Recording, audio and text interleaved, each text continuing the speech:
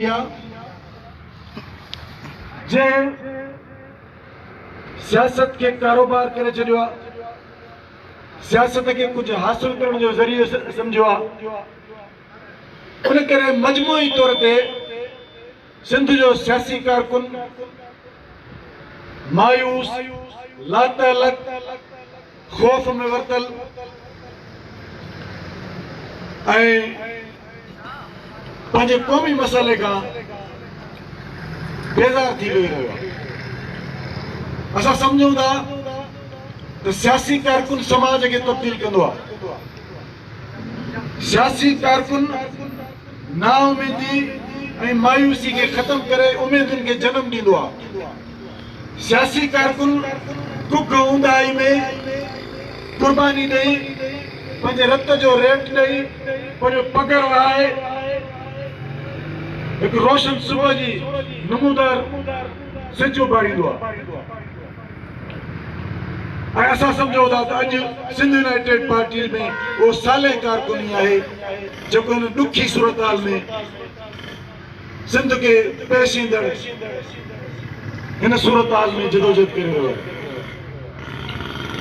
असां जेकी डिविज़नल सतह ते 2 ॾींहंनि जी बुख हड़ताल जो सिलसिलो शुरू कयो आहे, उनजो बि हिकिड़ो मक़सदु आहे त जीअं सॼी डिवीज़न मां कारकुन अची गॾु थियनि, राति जो उहे कारकुन पाण में वेही ज़हनी हमाहंगी कनि, पंहिंजे हिननि ॾुखनि सूरनि तकलीफ़ुनि ऐं सिंध सां थींदड़ नाइंसाफ़ियुनि ते वेही डिबेट कनि, बहस कनि।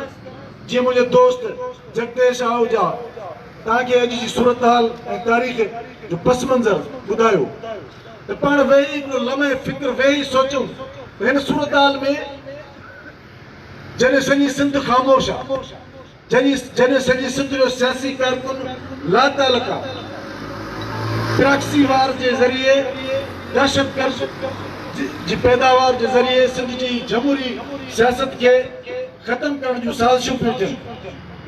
मुख़्तलिफ़ सोचूं ऐं मुख़्तलिफ़ ख़्याल रखंदड़ माण्हू के इहो था सम्झनि त सियासत उन्हनि जमायतुनि में वञी करणु घुरिजे जितां कुझु हासिल थिए। के माण्हू सम्झनि था को रस्तो कोन्हे। उन सूरतहाल में सिंध यूनाइटेड पार्टी चए थी त जमहूरी तरीक़ो ई आहे जेको पंहिंजे वतन ऐं क़ौम खे हिन जेकी बाहि भरी पई, जेको तकलीफ़ वारो माहौल आहे, जेको अज़ाब आहे, उन मां जान छॾाए सघूं था। ऐं सिंध जे जमहूरी तरीक़े सां मज़ामत कई आहे।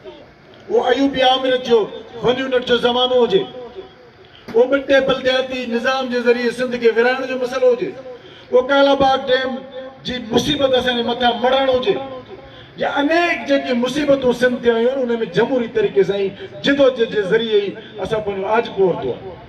उन करे अॼु बि जेको ई अफ़गान पनाहगीर जेके कराची खां वठी कश्मीर ताईं 1985 खां वठी असांजा महिमान थिया आहिनि, उहे असांजे हींअर रत में पंहिंजा चंबा खोड़े वेही रहिया आहिनि।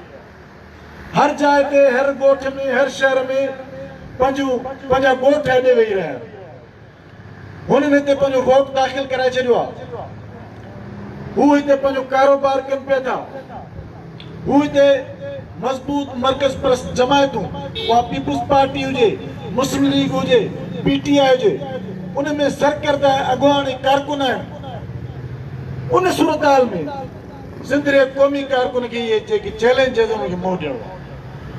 हीउ जेको असां 2 ॾींहंनि जी बुख हड़ताल जो सिलसिलो जारी रखियो आहे, इहो सेप्टेंबर ते असांजो सिलसिलो जारी रहंदो। उन में असांजो ही बुनियादी जेको आहे त असां हर ॻाल्हि जो थल ॿधबो आहे त बाबा जेकॾहिं का डिघी जदोजहद करणी आहे, कारकुन ई पंहिंजी उहा जदोजहद आवामी सक सां हासिल करे सघंदा।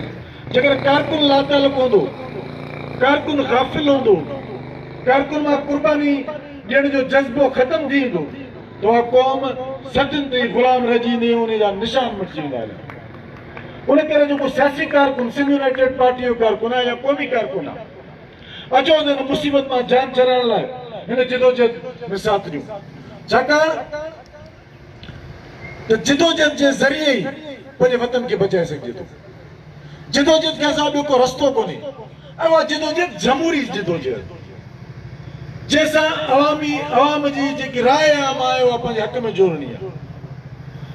जेकॾहिं असां उन अवामी जिदोजहद जे लाइ ही जमहूरी तरीक़ेकार गॾु करे माण्हुनि वटि पंहिंजी ही ॻाल्हि खणी वेंदासीं ऐं माण्हुनि खे इहा ॻाल्हि सम्झाइण में कामयाबु वेंदासीं ऐं उन्हनि कुवतुनि खे बि सम्झाइण में कामयाबु वेंदासीं जेके हमेशह असांजा हाकिम रहिया आहिनि उन्हनि खे बि इहा ॻाल्हि सम्झाइणी आहे त जेकॾहिं ही अफ़गानी पनाहगीर ऐं ॿिया जेके ग़ैर मुल्की सिंध में इहे लखनि जी तादाद में वोट जो हक़ हासिल करे वेंदा, मिल्कियत ख़रीद करण जो हक़ हासिल करे वेंदा, त पोइ तव्हांजो हक़ हुकुमरानी में रहंदो।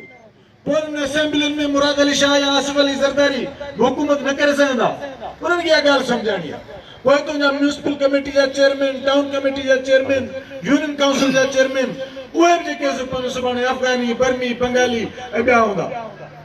उनजे करे ही जेको इशू असां खणी निकिता आहियूं ख़ालिस क़ौमी मसइलो आहे। इन क़ौमी मसइले में सिंध यूनाइटेड पार्टी जो कारकुन संजीदा बि थिए, पंहिंजी उहा कमिटमेंट जेकी वतन खे बचाइण जे लाइ आहे उन में पंहिंजो किरदारु बि अदा करे ऐं हीअ जिदोजहद तव्हां पंहिंजे ॻोठनि ऐं शहरनि ते खणी वञे।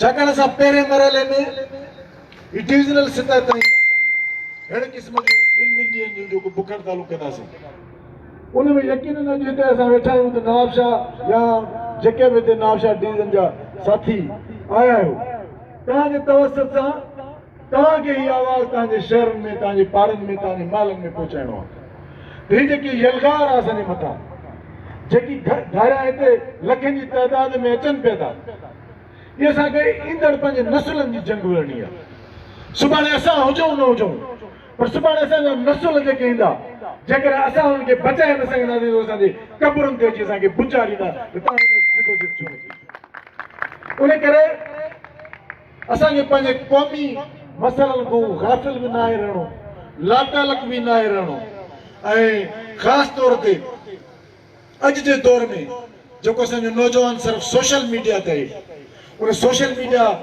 ते जेको दोस्त असांखे ॾिसे थो या पढ़े थो या सम्झे थो उनखे आउं अपील कंदुसि त असां पंहिंजी ज़िंदगी जो जोबन पंहिंजी क़ौमी तारीख़ में जिदोजहद कंदे गुज़ारियो आहे ऐं असांजो ईमान आहे त जिदोजहद जे ज़रिए ई पंहिंजी क़ौमी ग़ुलामी खे ख़तमु करे सघिजे थो।